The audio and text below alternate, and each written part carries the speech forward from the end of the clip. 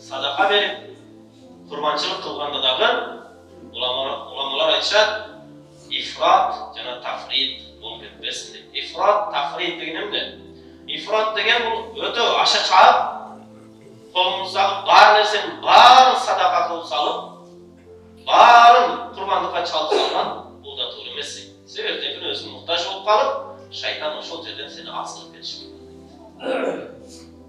Бұл жоқтық дағын, бұл пайғамбарымыз айтады, күфрлікке алып барады дейді. Қолымда өте жоқ болса дағын, менің қолымда жоқ деп, ақырын шайтан асырып, уырлыққа барып, уырлықтан да башқа кіші өлтіруге барып, кіші тонауға барып атып, адам ошен деп, иманнан шығып, қабыл болып кетіші мүмкін дейді. Ошондықтан пайғамбарымыз саллаллаху алейхи уассалам ошол адал эмгек кылуу, адалдан оокат табуу, бул Алла жолунда жихад кылуу менен барабат деп ошол нерсени айтып өткөн. Же болбосо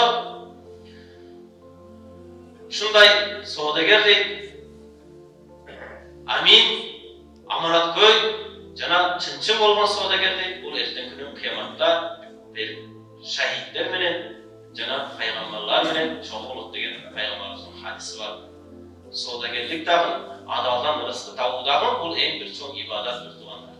Бирок болгону ошол жерде кыянаттык кылбастан, калп сүйлөбөстөн, чындыкты айтып соода кылсак, чындыкты айтып адал тамак таап келип үй-бүлөбүзгө бере турган болсок, бул дагы Алланын астында ошончалык чоң сооктуу амал экен.